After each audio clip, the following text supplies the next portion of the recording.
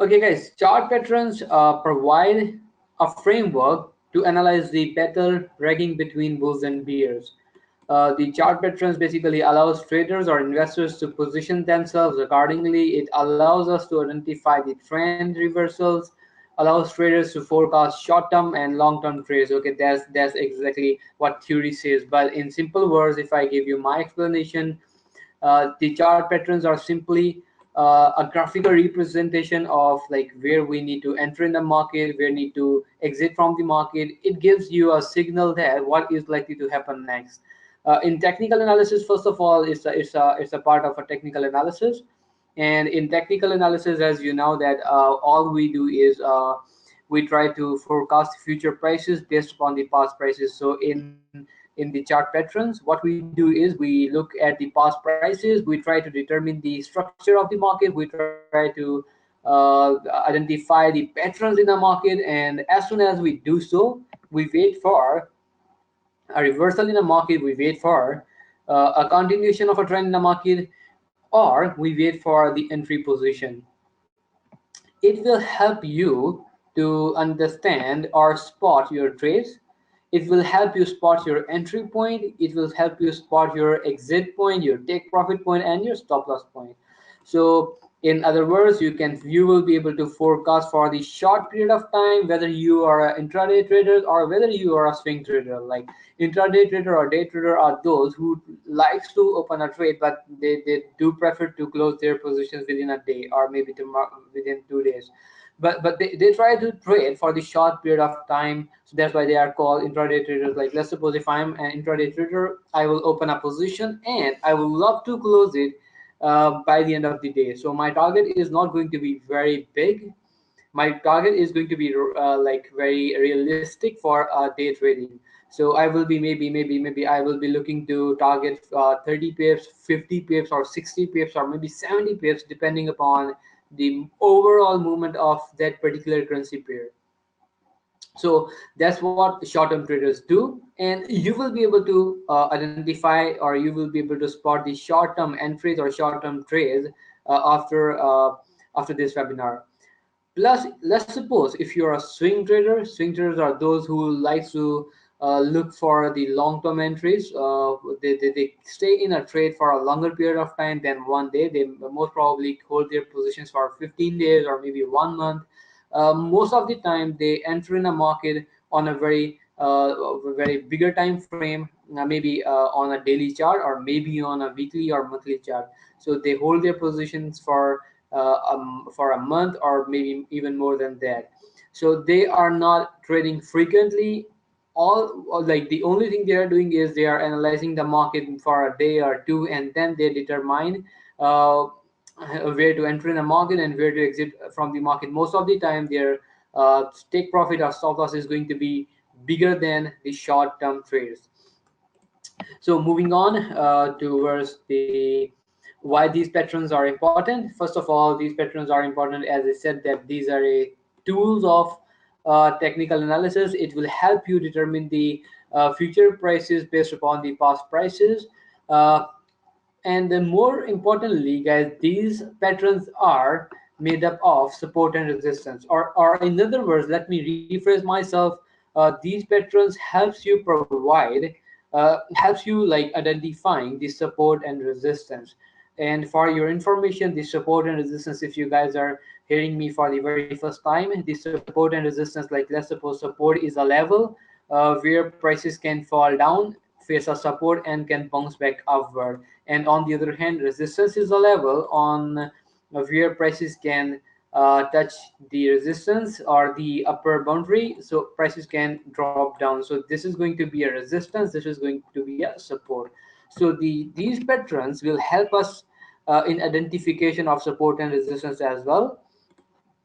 So identifying patterns forming on chart. Okay, getting ready for before a move occurs, guys. The professional traders, if you see that they are not trading aggressively, they are not trading like very frequently. What they are doing is they are like it is a very important phrase in the forex market. Like you need to be a confident and a patience person. You need to keep patience in the forex market. It's quite possible that you are like sitting in front of your system, you are looking at the trade, you and it's already 4 hours or 6 hours past, and you are not even able to get one trade. It is quite possible, because maybe market is not moving. Maybe you are waiting for the prices to close below or close above a support or resistance level, or you are maybe following a specific chart pattern. But the thing is, you will be getting ready for a move before it actually occurs. You will be like highlighting the areas.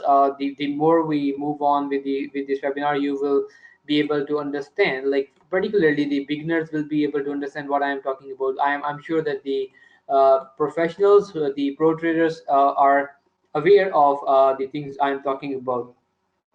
Anyhow, uh, I still remember that I used to think, why these support and resistance, why these chart patterns are going to work for me. Like, is this some sort of a magic?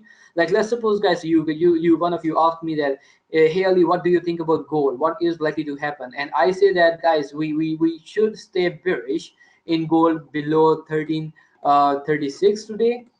Let's say you need to stay bearish below 1336 today, and gold is likely to target 1324 today. Okay, how do I know that? How do I know that? So that was initially, like in the beginnings phase of my trading career.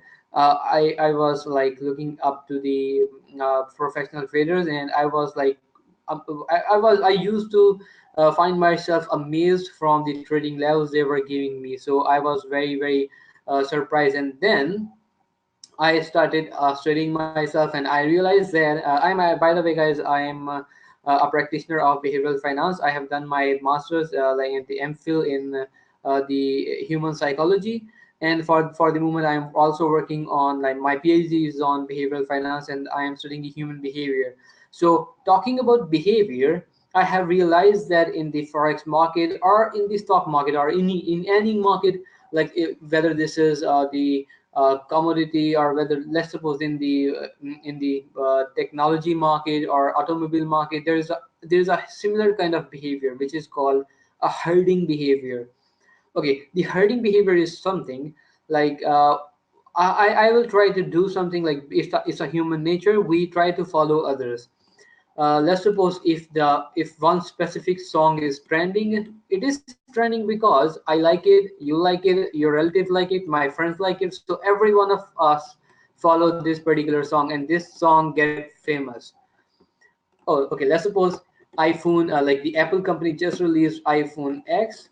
I like iPhone, I'm purchasing iPhone. So just like me, some other people will also be like, they must be liking iPhone as well. So there's a herding behavior in the market, they will be purchasing the iPhone. Let's suppose the forex trading is very in, like it's a very famous, it has become a very famous business for now. Particularly the cryptocurrencies and the forex trading both are like very much uh, in the talks during the like in all over the globe. So we are seeing many investors coming in the market, despite the fact that they are not aware of how to trade, but they are interested in learning the market. So what is happening here is, once again, they are seeing each other, they are following the same profession, they are entering in the forex market, they are learning the forex market, and they are trading it. So similar is the case with, like, let's suppose, guys, the question here was, how do you know that this particular level 1336 is going to work for me, or why it is working for me? The very first thing, guys, I'm sitting in my office, like that is in the Asia. Like, let's suppose I don't know you guys, you don't know me, and there are thousands of traders who actually do not know each other. However, they do have technical knowledge, they do have good analysis, like analytical skills. So let's suppose, guys, if you ask me how you learned trading, I will say that I learned it myself. I studied different books, I was studying it in my education. So I studied the same rules from the book which other traders did. So it means that my way of trading is going to be similar to many other traders as well. So if I'm spotting a trading level, let's suppose 1336, I believe it's a very strong support resistance level for gold now. I'm saying this because I analyze the market. And how I analyze the market? I analyze the market based upon certain rules, certain tips, or certain tools. So I'm not the only person, I'm not the only individual in the world who is analyzing the market this way. There are going to be hundreds and thousands of other traders who are also analyzing the market in the same way, and they also are aware of the fact that the gold is likely to face a solid resistance up there at 1336. So just like me, they are also going to take a sell position below 1336. As soon as I and they enter in a sell position below 1336, it means that the supply of gold will increase, or the sellers in the market will increase. It means that the supply is increasing, which means the prices will ultimately fall down. On the other hand, let me give you another example. Let's suppose I say that today 1324 is a very nice buying level for gold. Okay, when I analyze the market, it means that other are also able to analyze the market, and they also are aware of the fact that 1324 is a very nice buying level. So they must be, like, the buyers must be waiting at that particular area. As soon as prices fell down, I enter a buy position. That is not only me who is entering in a buy position. There are many other traders who analyze this in the same way, and they will also enter into the buy position. It means that there are buyers looming in this area. So as soon as the prices test 1324, we will see the buyers entering the market, and as soon as buying triggers, the demand will go higher, and ultimately the prices as well. So gold will start going higher, and that is not a magic, that is just a logic behind this. Guys, the forex business, just like any other business, it's also requires research. Let's suppose if I am going to start any business other than in the forex market, I will be required to conduct the market research. Let's suppose, guys, giving you an example, I want to buy a new car. What I will be doing is I will be making my research. I will be looking at the characteristics of this car, the specifications, the drive, the speed, mileage, and everything. And I will compare it with the other cars, and then I will make my decision of entering in a market, like buying a particular car from maybe from Honda, or maybe from Toyota, or maybe from Suzuki. So it varies. It depends upon the analysis I perform. I will check where I can find the like a good price for this particular cost. So what I'm doing is I'm making my research before purchasing anything. So that's what we do in the forex market before entering any position in the euro, in the pound, in gold, in cryptocurrencies. Before taking any position here, we will be conducting the market analysis. Yesterday, I told you guys that there are three different types of market analysis: fundamentals, number two, technical analysis, number three, sentiment analysis. And our today's focus will be on the fundamentals analysis. Let me explain what is fundamental analysis step by step.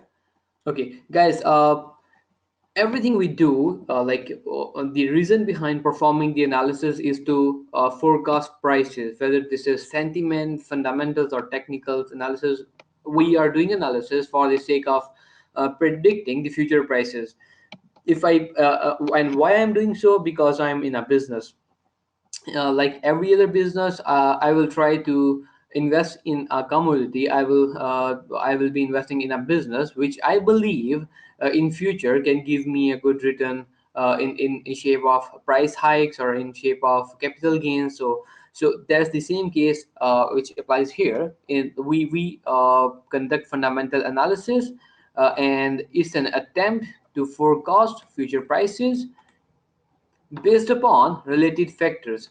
In every business, there are some factors. Like, let's suppose, giving you an example of I gave you earlier the example of the car market. Let's suppose in the car market, Suzuki, we if I am buying a Suzuki car, maybe let's suppose if I'm purchasing Honda Civic, and And while conducting a market research, I realized that Toyota company is also going to launch another car, which is going to be in competition with Honda Civic, and the prices are likely to be slightly lower than Honda Civic. So what I will be doing is I will be lowering my demand for Honda Civic. Maybe investors or maybe the consumers, because customers will move towards Toyota company rather than purchasing the Honda Civic. So that's exactly the same thing. Let's suppose if I believe there are some factors involved in predicting the prices. If I believe that tomorrow, day after tomorrow, or maybe yesterday there was some economic release, there was some financial event, or maybe qualitative or quantitative from the US economy, which is likely to impact the US demand, or maybe not from the US economy, but from the Eurozone, which is likely to attract more buyers in the Euro currency when compared with the US dollar. So just like that, on one side we have Euro, on the other side we have US. So just like the Honda and Toyota, we have one side Honda and on the other side Toyota. So if there is a positive news from the Euro, from the Toyota, investors will move their money from the USD to Euro. Same is the case which applies here. They will switch from Honda to Toyota. So all we need to do is in the fundamental analysis, in order to predict prices, we have to be sure what are the fundamentals, or what are the economic events, financial events, qualitative or quantitative, which are going to be there in the market in upcoming days, and which can impact the market. And we also have to determine in which way these are going to impact the market, whether these are going to increase the cost for US dollar, or it is going to make a bearish impact on the US dollar. We will speak about it in a lot more detail in upcoming slides. So let's move on.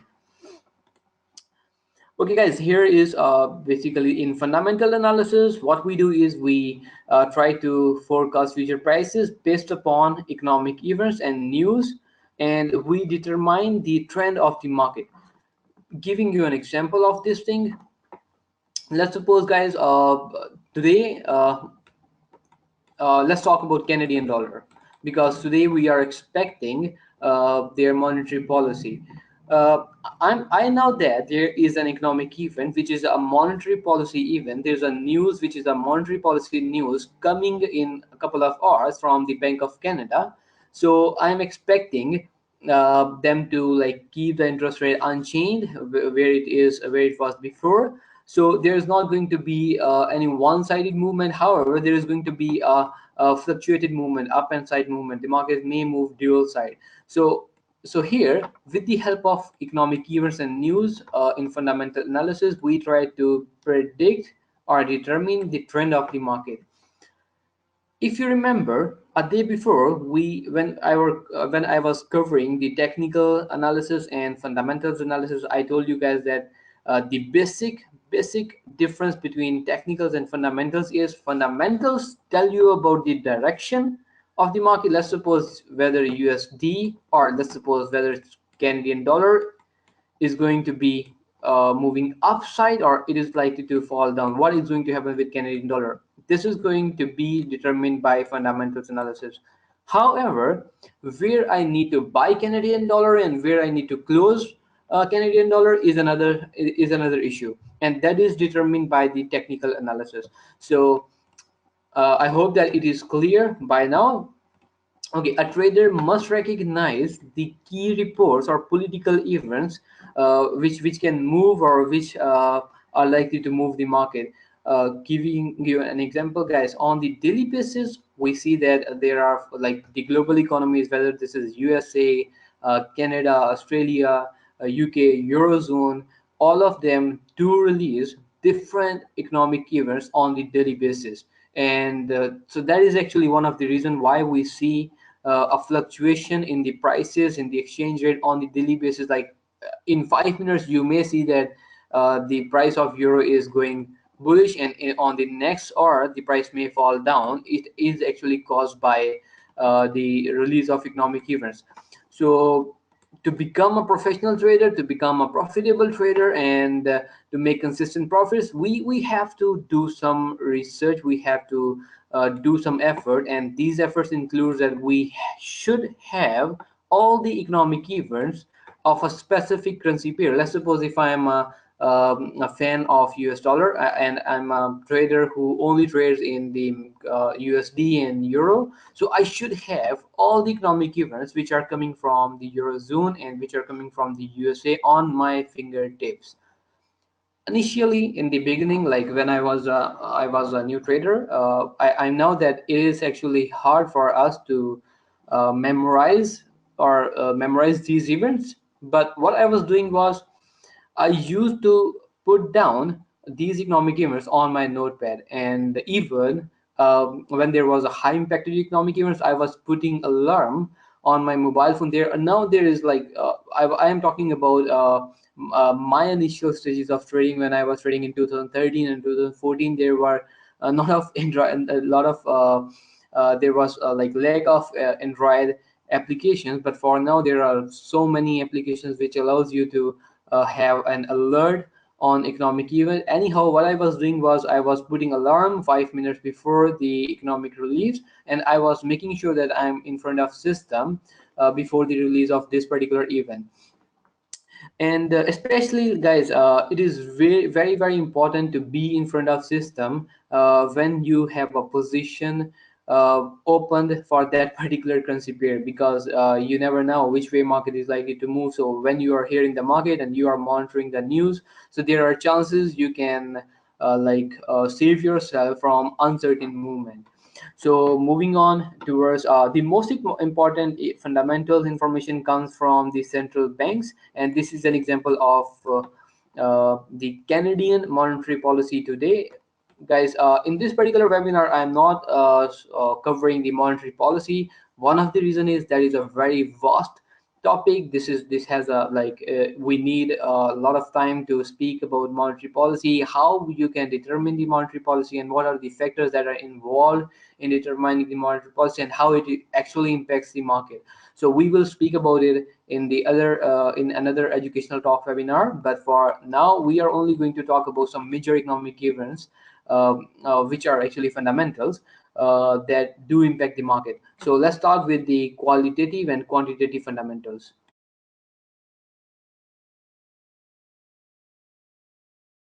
Okay, guys. Speaking about quantitative and qualitative fundamentals, most of us actually, most of the traders do not know that there are two different kinds of fundamentals. One is quantitative and qualitative.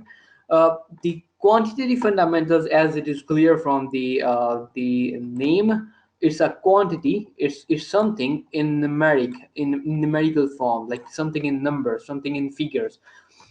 These fundamentals are really easy to trade, because all you need to see is you have to look at the economic event which is just released. Like let's suppose UK has just released their CPI figure, which is inflation figure, which was supposed to be 2.7%.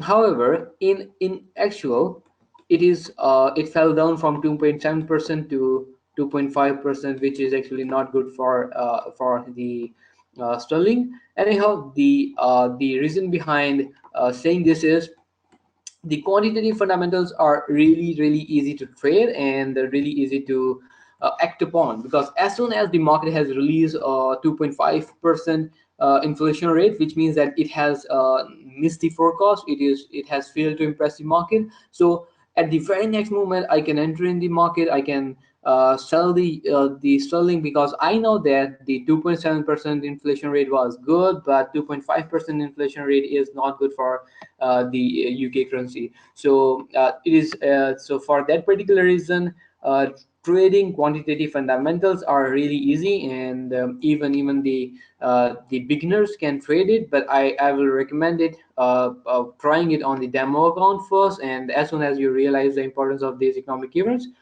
then and you are like dealing with them like professionally, then you can try it on your real accounts. But everything requires practice. So in quantitative section, we have unemployment rate, we have interest rate, we have manufacturing figures, we have CPI, and these are the examples of numerical figures. However, on the other hand, we have qualitative fundamentals. Guys, in qualitative fundamentals, the word, the term qualitative is an answer itself. Let's say in case of qualitative fundamentals, we are talking about something in quality, in qualitative form, in statements. So everything that comes from Donald Trump, maybe Mark Carney, or maybe Janet Yellen, so that is in the form of a statement, and it is qualitative, and it is really hard for us to price in this information quickly. So let's suppose if there is a news, let me give you an example about RBA statement yesterday. RBA is basically Reserve Bank of Australia. Yesterday they just released their monetary policy meeting minutes. So there was a statement. It is not something which is like, if you ask me here, Haley, what do you you heard about the RBA, what they said. What I will be doing is I will be explaining to you they did this, they said that inflation will get better, they are expecting interest rate hike in upcoming months. However, this is going to be time taking, this is going to be hard for you to analyze my words, analyze my uh, sorry guys, can you see my screen?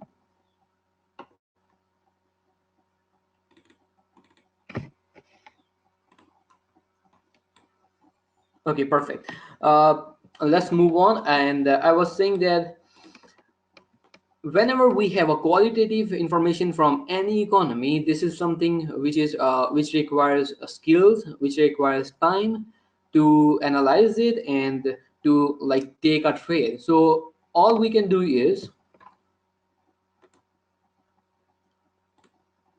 we can like take this information into consideration, and then we can take a long-term position on any currency pair. So the qualitative fundamentals usually are the news. Let's suppose attacks on Syria. Let's suppose the conflicting news among China and USA. And let's suppose a statement, maybe today we have a we have a monetary policy meeting from Bank of Canada, and we will also expect a statement from them.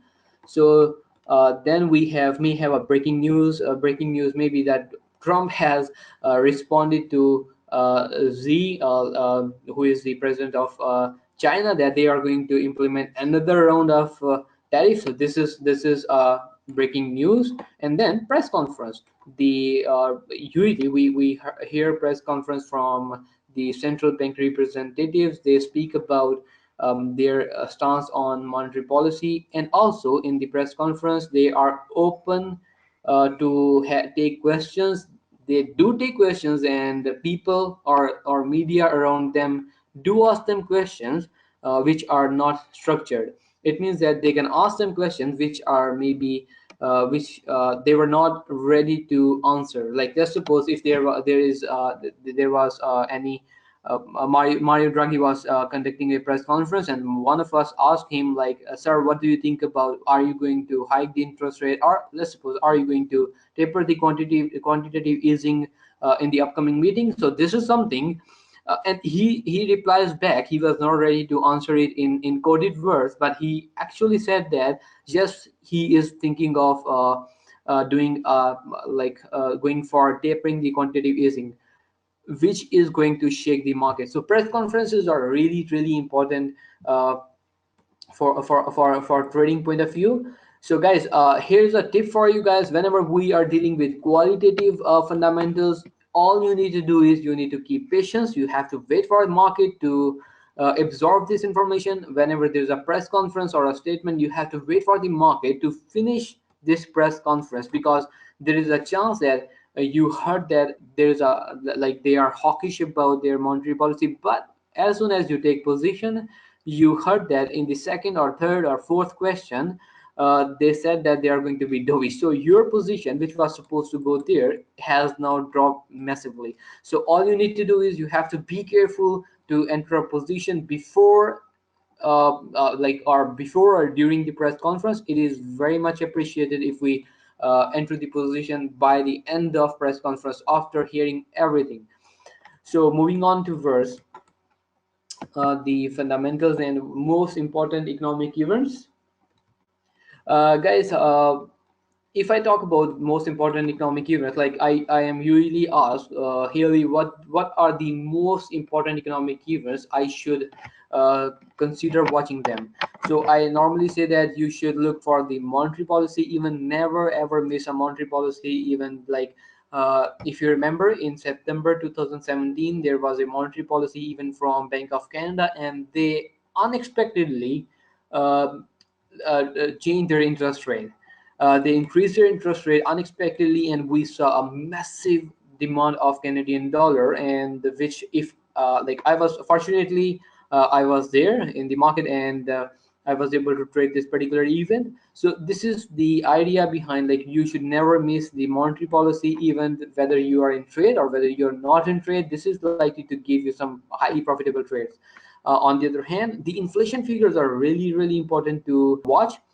Monetary policy, guys, is a process by which monetary authority, and what I'm going to do is I'm going to break down this definition to make it more easy for you guys. First of all, it's a process by which monetary authority of a country controls. Second thing is control the supply of money. Number three, okay, the monetary policy is a process by which monetary authority of a country controls the money supply. In simple words, it's a tool to control the money supply in any economy. It's a tool, nothing else. Often targeting an inflation rate, and what's the objective behind controlling money supply is number four. These are objectives now: to control the inflation rate or interest rate, or interest rate. Number five, to ensure price stability. And when we speak about price stability, I am talking about exchange rate. All right, the price stability, you can also say that the prices of goods and services in your economy. So I just broke it down into the smaller portions. So here we go. Okay, guys, here we go. The monetary policy. Okay. Okay, the monetary authority of a country controls the supply of money, to control inflation rate, and to control interest rate. Okay, what is that monetary authority? That is central bank. And if you are not aware of the central bank, guys, there are two different types of banks in working in operational in our markets. Number one is a central bank. Number two is the commercial bank. The difference between commercial and the central bank is very, very deep in nature. I will speak about the commercial banks. Guys, all of you do have an account. Like, we all have an account where we receive our funds, where we receive foreign remittance, where we receive salaries, where we receive like we do receive ATM cards, we do receive a checkbook from a bank, and where we go and deposit money in the bank. So everything which like every one of have an account with a bank, and that particular bank is called commercial bank. The word commercial means that they are operational because of commercial purposes. Okay, now what is the commercial purpose? For sure, they are here to make some money, like they are here to earn some profit. So they are providing you services. The banks are providing you services for earning profits, and by earning profits they definitely are distributing it into shareholders. They are giving salaries to their employees. However, but their sole objective here is to earn profit. And these are just all the common banks, like where we can open a bank account, from where we can receive an ATM card, a debit card, a credit card, a checkbook. So this is a commercial bank. On the other hand, the second type of bank is the central bank. Okay, now the central bank, let me define what it is. I do believe that I have some slides up on there. Here we go. Okay, guys, defining a central bank is it's called a father of all banks. It monitors the banking services and operations of a commercial bank. So it's actually a father of all the banks. And what are all banks? I am talking about commercial banks. That's a sole authority to issue or print currency notes. That's a sole authority to issue monetary policy. We spoke about like a financial authority of a country which is responsible for controlling the money supply, and that particular financial authority is a central bank, the monetary authority, right? They are responsible for issuing the monetary policy and in order to control the money supply. So this particular bank, this particular central bank or monetary authority, uh, they advise commercial bank regarding the issuing of money, like how much money they want to put in the market, how much loans they are looking to offer to the consumer. So they are like monitoring each and everything. When I said it's a father of all banks, like they are really sole authority who are responsible for the operations and banking services in any economy. So when anything happens with the commercial bank, uh, the central bank will be there to accommodate it, to support it, to make sure that it never goes bankrupt. So it's also called government bank because all the government operations are taken care by the central banks most of the time, and you cannot simply open an account with the central bank because they are not working for the purpose of earning profits. They are working for the benefit of society. They are working for the welfare of the society, just to make sure that everything is operational and the financial system of economy is working well. So there are some major central banks around the globe. First of all, the USA central bank is Federal Reserve. We normally call it Fed. It's a nickname, and the currency is definitely US dollar. UK central bank is called BOE, Bank of England. The currency is GBP. You can also call it sterling. You can call it pound. And when it's like when there's a pair of GBP USD, you can also call it cable. Okay, guys. So talking about the European Bank, the Central Bank of Europe is European Central Bank. Japan, Bank of Japan, BOJ. Reserve Bank of Australia in case of Australian Bank, and Bank of Canada. Okay, here are some like if you look at there's an example of the interest rate by the Federal Reserve, and you can see the behavior of the market uh, in 2016. And when, if you remember, there was the market was not performing that good. The in 2014. In 2013, from 2013 to onward, the eurozone was not performing well. Even the USA economy was not performing well. The eurozone was facing deflationary risk. The USA was trying to meet the target of 2% inflation. And there was an issue of Russia, like Ukraine, and there were like all the economies around the globe, the eurozone, USA, and UK.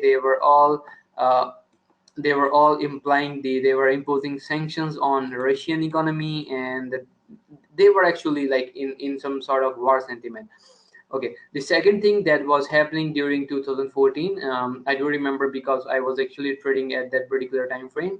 So the United States were like they were having some cold war with Russia over Ukraine. The Russia was taking over Ukraine, and that was not acceptable to United States. So they were, with the help of Eurozone and with the help of UK, they were imposing import and export tariff on the sanctions on Russian economy.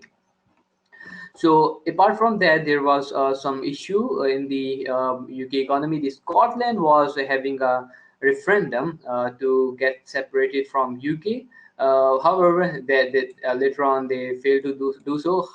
But what we have seen here is the prices of the GBP fell from almost 1.732.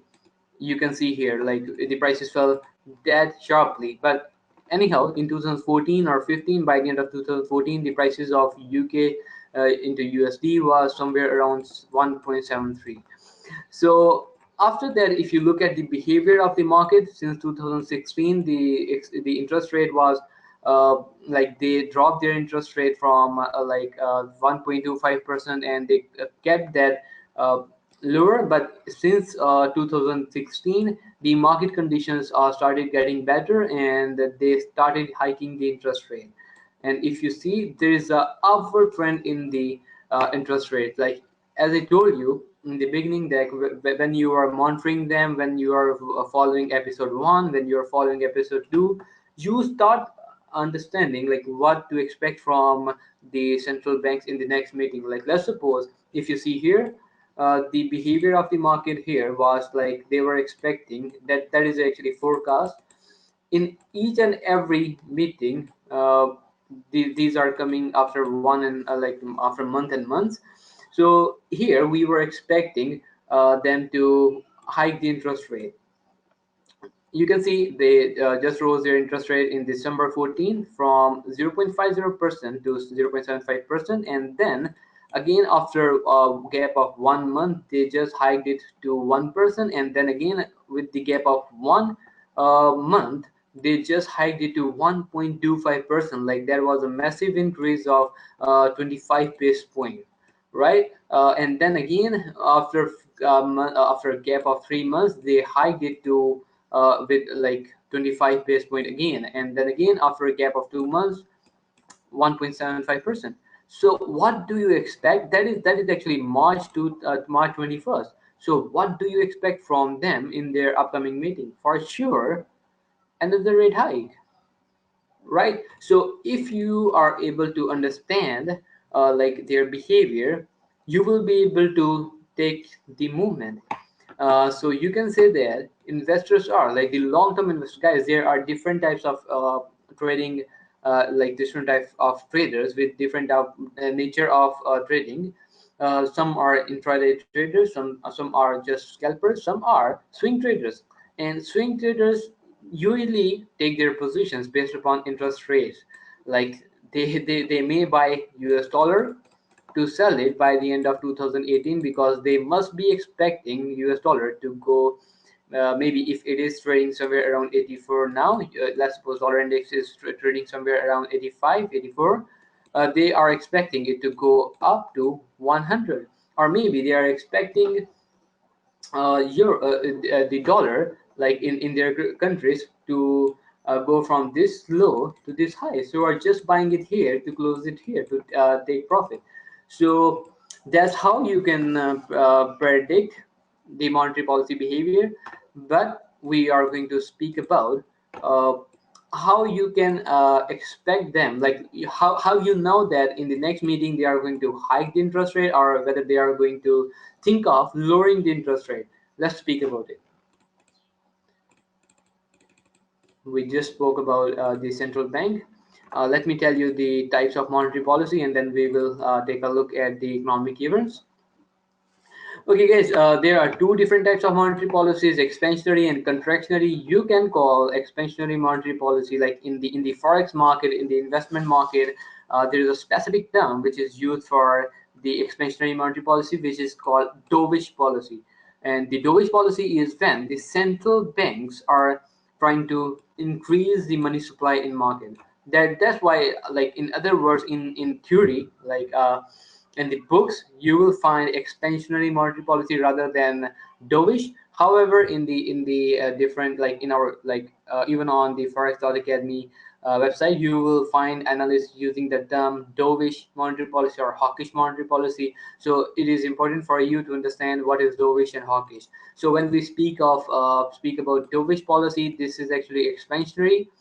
And as it is clear from the terminology expansionary, it means they are expanding. They are trying to expand. And what they are trying to expand, what it is all about, money supply. So they are trying to expand money supply. So expanding the money supply is dovish, right? So whenever we have expanding monetary policy, they are increasing the money supply in economy. And guys, I told you guys about the law of supply. It's pretty simple. Even if you are not economists, it is very simple. If there is more supply of anything in the market, you will see that definitely, guys. Let's suppose there are 10 buyers of something. Earlier in 2017, there were 10 products that were being produced. But now again, there are 10 buyers, but in 2018, the supply has increased to 20. So for sure, there's no competition anymore. Like everyone is like able to buy it easily. So there is no competition. So what they can do is they have more negotiation power. So when there is more supply of money in the market, the value of commodity or value of currency in case of financial market, the value of currency goes down.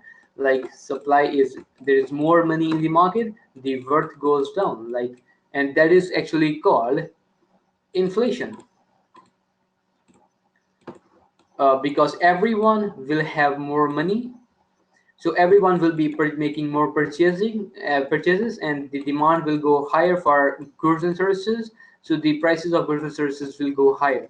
Anyhow, we will speak about this particular scenario in the next slide. But the idea behind understanding is that is monetary policy. Like when they are increasing money supply, when they are looking to increase money supply, this is a dovish policy, or you can also call it expansionary monetary policy.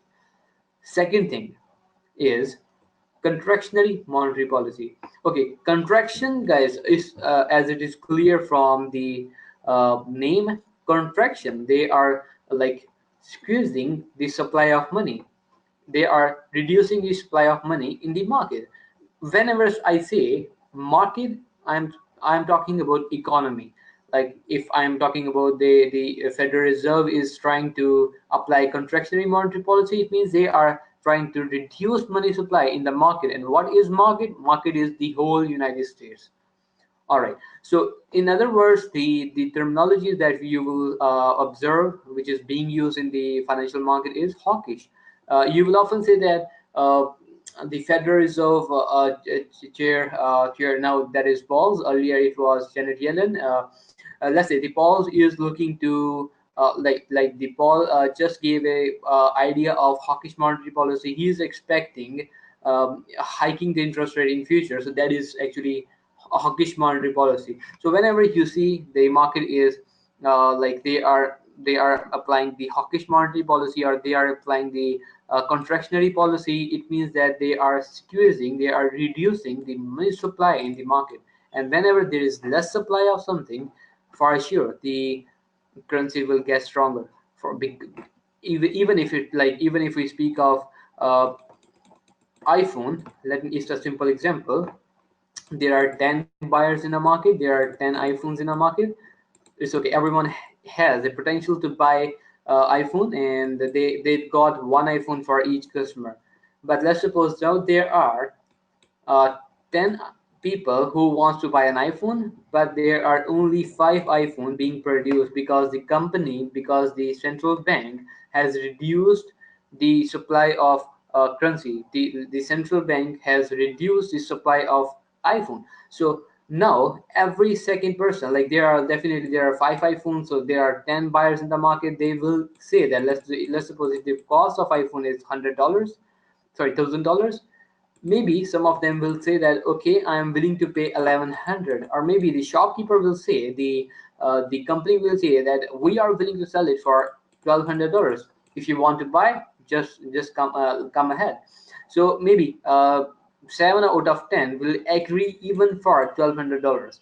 So what is happening is the prices of services, the prices of iPhone is going higher. So just in the same way, when the supply of money is falling down, there is less supply of money, the price of that particular currency will go higher against other currencies.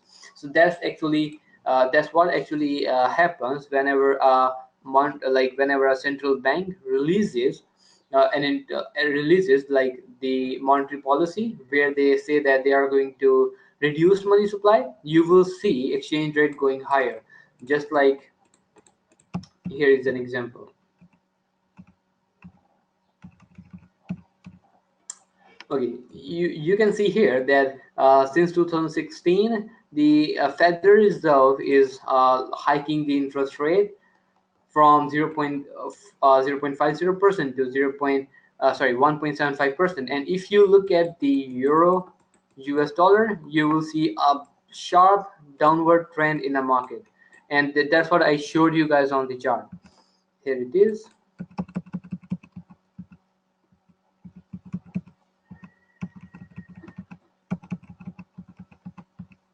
Yeah, here you can see that the dollar is getting stronger, and that's why exchange rate is going down against the US dollar. Like the euro is getting weaker against the US dollar. This very simple. I can say very simply that, like, let's suppose in 2014 I was able to buy €1 and I had to pay 1.31 US dollars. However, for the moment I only have to pay, like, let's suppose for buying €1, I only have to pay 1.12 US dollars, which is less. I have to pay less US dollars to purchase €1, which means that the dollar is getting stronger against the euro. And that is only because of hawkish monetary policy. Okay, guys, now the question here is, why do they increase or decrease the money supply? In order to support economy, in order to improve the employment rate, in order to improve inflation or deflation, improve GDP, exchange rates, and increase businesses. Let me give you a really quick example how this whole cycle works. Okay, guys, whenever I say to support the economy, okay, what are the factors of economy? Definitely the corporate sector. We are a part of economy. I'm like, let's suppose if I'm working in a corporation, definitely I'm a part of a economy. So my boss is going to be a part of economy. Let's suppose if I am running a company, my employees are going to be the part of economy.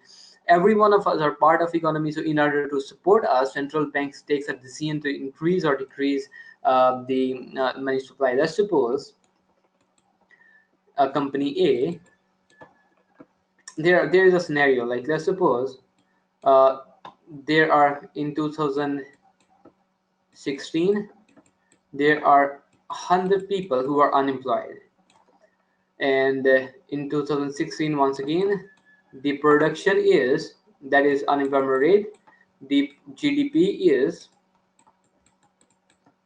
2.3%, and unemployment rate is, let's say, 5%, which is quite higher, right? So GDP is 2.5%. So being a central bank, I have to take a decision to improve these two figures. What I will be doing is, I will be increasing the supply of money in the market. I will be making money available to each and every corporation. I will be making sure that it is very easy to borrow money. Like, how I can like increase the supply of money in the market. Let's speak of it, and then I will come to this particular slide because it will be more easy to understand it later on. So, okay, why it is important to learn the currency pairs? The very first thing is, why we need to learn about these currency pairs is to identify which pair we need to buy and which pair we need to sell. Let me give you a really quick scenario. Let's suppose, guys, there's the NFP from the US is positive.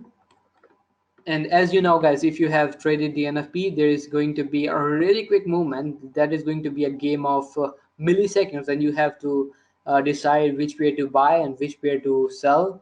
What you need to do with the Euro USD, what you should do with the USD JPY or USD CHF.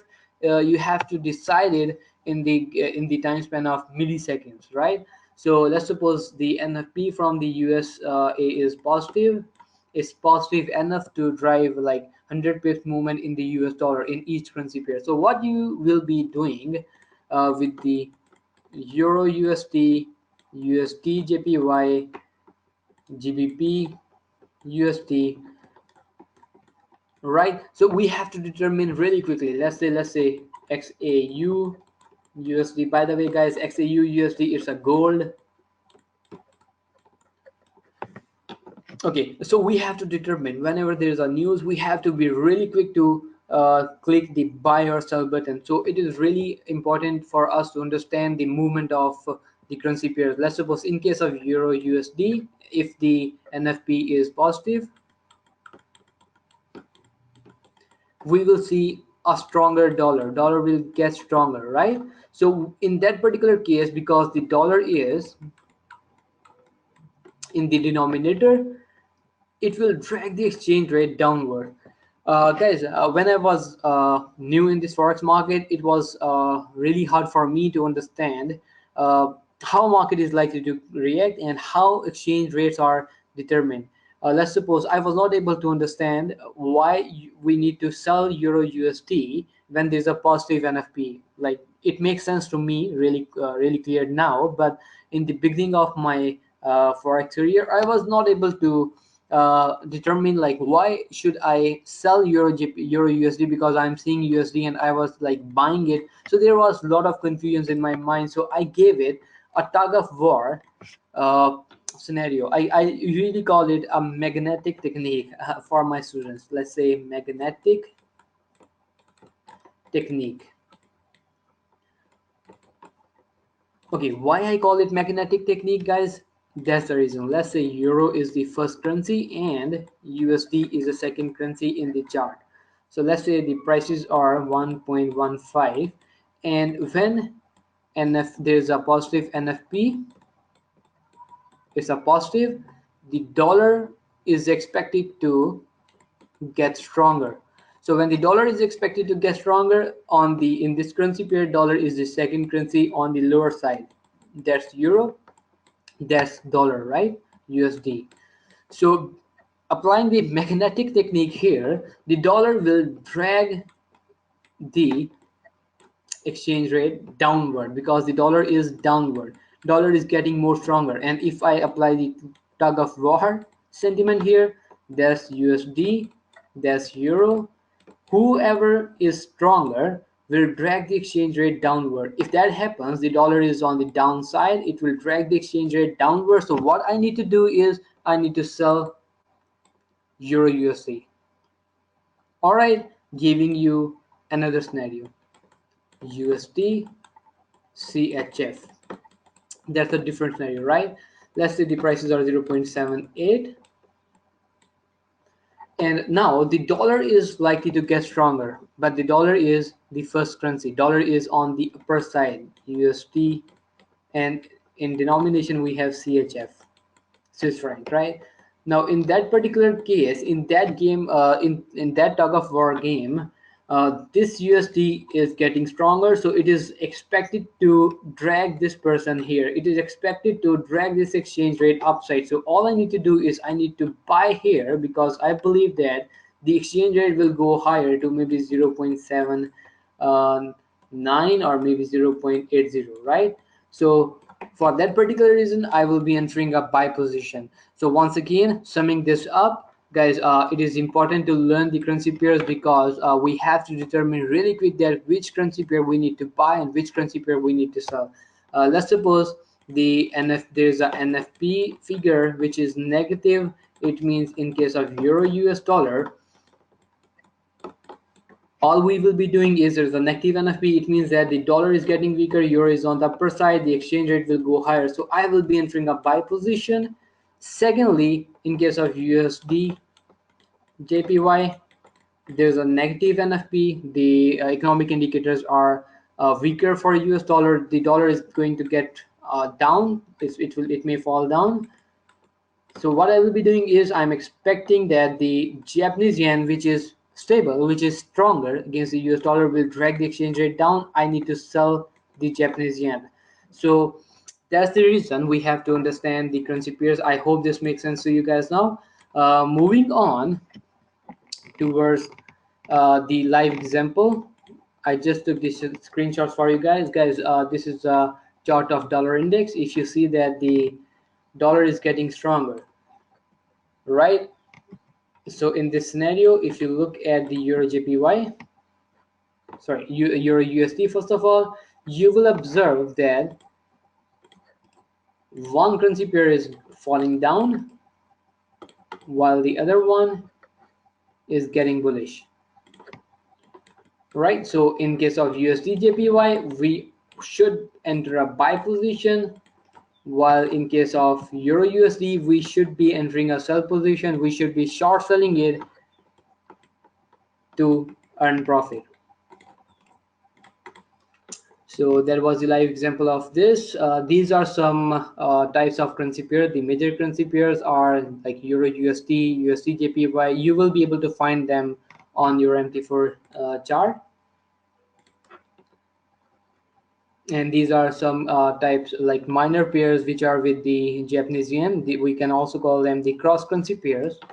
And by the way, guys, yeah, there are some nicknames given to these currency pairs. Let's say Euro yen is also called Yippee, the pound yen is called Guppy, and the Swiss yen, Loonie is Canadian dollar, Australian dollar is called Izzy, and New Zealand dollar is called Kiwi. And GBP USD is given a name of cable. And having said that, let's talk about some basic terms that are being used in the forex market.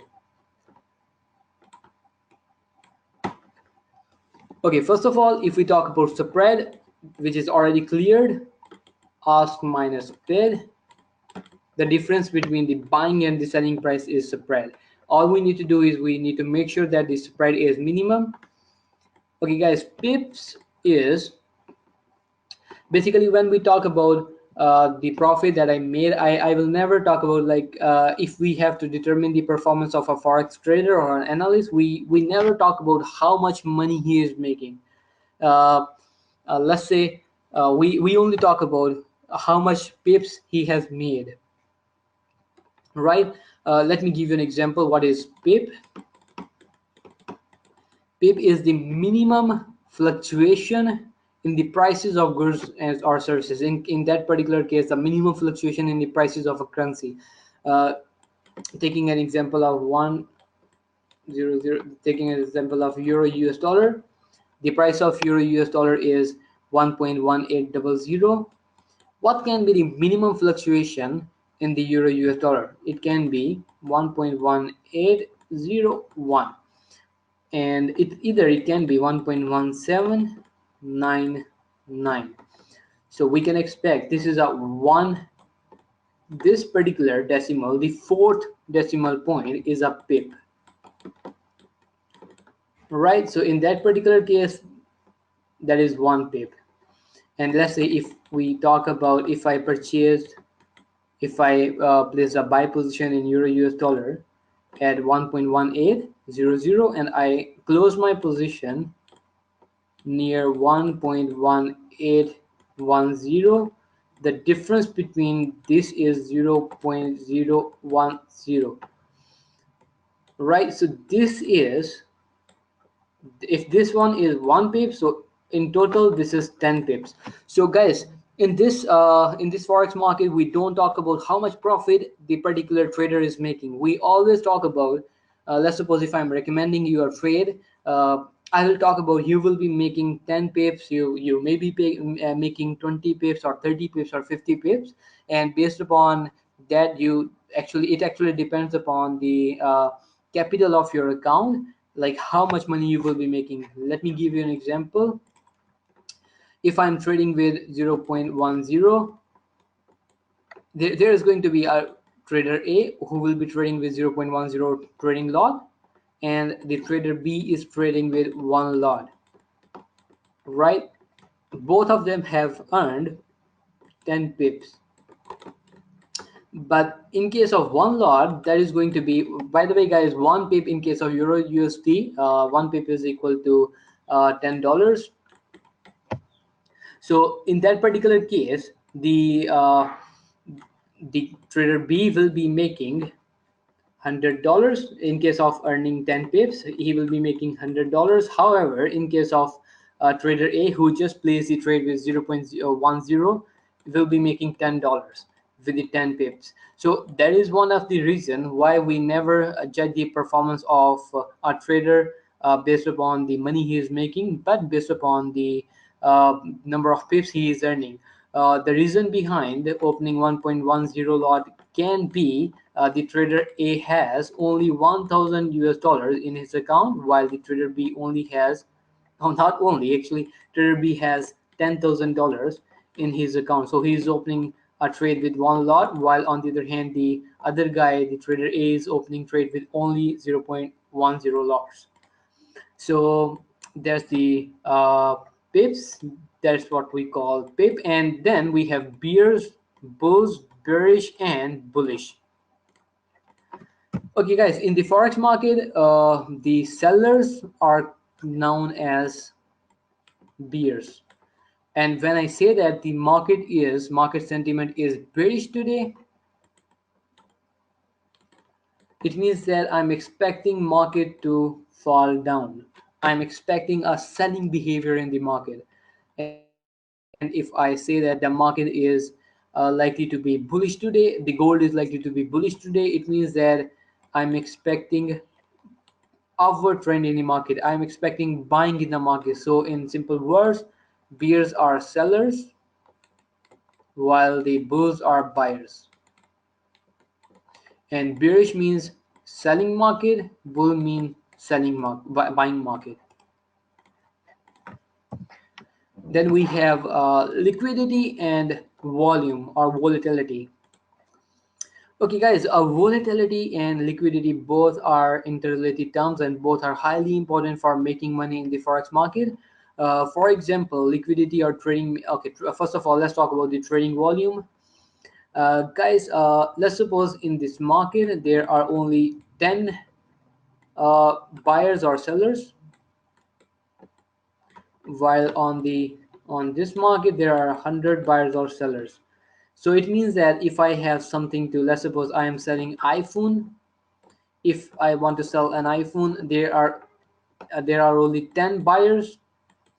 I will, maybe they will hit me with the less prices. Maybe there's not going to be much competition in the market because of lack of suppliers. So the liquidity can be lower. Maybe all of these 10 buyers are not willing to buy an iPhone 7. They are willing to buy iPhone X or maybe iPhone 8. So there's going to be a demand and supply issue in the market. And whenever, it means that the liquidity is low in this market when the trading volume is low. The trading volume is only 10, right? But in that particular case, the chances of getting good prices, the chances of getting buying and selling in the market is likely to get more higher than this market, because there are 100 traders and there are only 10 traders. Now let me give you an example of how this applies to our forex market. Guys, during the like, let's suppose there is a national holiday in United States. So it means that all of the brokers usually are not on leave. They do provide the trading services. However, the traders, the investors are usually out of the market because they are, maybe perhaps they are enjoying time with the family, or they are busy with some other tasks. So, but we do experience less volatility, less trading volume in the market, which causes less liquidity, which means that the prices of goods like the Euro USD will trade in a range bound market. And even if you buy, and it's trading in the sideways range, like let's suppose 1.1800 to 1.1830, right? That's the upper range, that's the lower range. There is no volatility in the market. No one is willing to pay more prices. No one is there to trigger the demand for goods or services. Maybe euro, no one is there to trigger the demand for for any other currency pair. So it means that we are not likely to see a fluctuation in the market. We are not likely to see the volatility in the market. However, on the other hand, whenever there is a NFP, you will experience a sudden movement in the market. Like there is going to be a massive volatility, massive trading volume, and massive amount of liquidity in the market. So all we need to do is we have to understand which currency pairs are volatile, which currency pairs are more liquid, and which currency pairs do have a higher number of trading volume. Let me give you a really quick idea. The euro is one of the top traded currency pair. The USD JPY is the top currency pair, and then the pound is also the top traded currency pair. So volatility always remains pretty high in these currency pairs. So when the volatility is high, it means that there's going to be a fluctuation. I purchased the euro at 1.00. I place my buy position here. If there is no volatility, even after 3, 4, 5 days, I will get, if when I close my position, I will be getting only 1, 2, maybe 10 or maybe 15 pips. However, if the prices are moving away from the market, like market is always moving, so I will be getting 1.1900. It means that I will be able to make hundreds of pips when the market is volatile. So it is highly preferred, like if you talk about me, I do prefer to trade in the volatile market because I get more chances of getting a good price of like entry, and I also get the good closing price. So that's how traders do make money. And then in the forex market, whenever you are saying that the traders usually use our short going long and shorting the pair. Like let's suppose if I'm saying I'm shorting euro US dollar, it means I am talking about selling euro US dollar. On the other hand, if I'm saying go long on euro US dollar, it is referred to buying, right? So even if you are studying our analysis, and if we use the word short, it means that we are thinking, or we are referring to selling some currency pair. Or on the other hand, if we are saying long, it means that we are expecting buying opportunities in some currency pairs. And then okay, there are last three terms of the webinar. Currency pairs, we are already done with it. Leverage and short selling. Guys, leverage is basically in the finance, leverage is defined as borrowed money. The leverage helps us, let's say brokers gives you, if you observe that the broker is giving you leverage of 1 into 100, and maybe some brokers allows you 1 into 200, some allows you 1 into 50. So this is a leverage. It means that I can purchase the 100 quantity for just giving a margin of, or just paying a margin of $1 or maybe €1. So giving you an example, let's suppose if you are able to, if I have only $10 in my pocket, and if I want to uh, let's say if the cost of one pen is $10, and being a good analyst, I believe that the prices of this particular pen are going to get higher to 15 from 10. If I have only $1 and I do purchase one pen, when the prices goes to 50, I will be making $5. However, the second scenario is with the leverage is, let's suppose my broker says that, hey Ali, all you need to do is you can invest your $10. I will give you $90 because to accommodate you with the higher capital. So now I do have $100. The 10 belongs to me, 90 belongs to broker or my friend. So in total I have $100. Now I will be able to purchase 10 pens. Earlier I was making only 5, but now because I do have 10 pens, I will be making $50. It means that with the help of leverage, I am multiplying my profits. But again, think about it again. If the prices of pen goes higher, that's cool. That's totally fine. You will be making a lot of money. But let's suppose if the prices don't follows your analysis, but they drop down, the price of pen fell from $10 to maybe $5, you will be losing $50. So you were having only $10, you get into the burden of loan of $40, right? But in that case, you were making money. So leverage is good, leverage is bad. It actually depends upon the way you are using it. So once again, repeating the leverage is the borrowed money. The broker allows you leverage and you will be able to multiply your profits, or you will be able to multiply your losses. Definitely brokers allow leverage because they want to increase the trading volume in the market. They want to help traders, even if they don't have enough money, even if they don't have a lot of money to invest in the forex market, they allow them leverage based trading. So when more and more buyers and sellers are coming in the market, we will see more trading volume, we will see more volatility and more liquidity, and that all becomes possible with the help of leverage. And last but not the least, we are going to talk about short selling. Guys, in this forex market, in the in the electronic trades, in the software, we are able to sell the currency pairs which we don't actually have. Let's suppose, yeah, I have not purchased the gold, but I believe that tomorrow or maybe after 2-3 days or maybe after a week, gold prices may fall down from 1350 to 1310. But what I can do in the physical market, if I don't have a gold, I can't do anything. However, in this market, if I don't have a gold, broker allow me to short sell the gold. Okay, here the short selling means selling in advance. Okay, selling in advance means that if I believe that tomorrow gold is likely to fall down, I can place a short sell. Broker will sell the gold on his behalf, on my behalf. And if at 1350, and if the prices fall down to 1310, actually, as per my analysis, so the difference will be paid to me. So that's how short selling works. Buying is not an issue. Like, let's suppose I don't have gold in my pocket. What I will do is I will go into the market and I will buy it and I will sell it up there, right? I will be buying at 1310, I will be selling it 1350. So that makes sense. That's what we are doing in this market. However, let's say if I don't have gold and I am expecting gold will fall down tomorrow, what I can do is I can short sell the gold.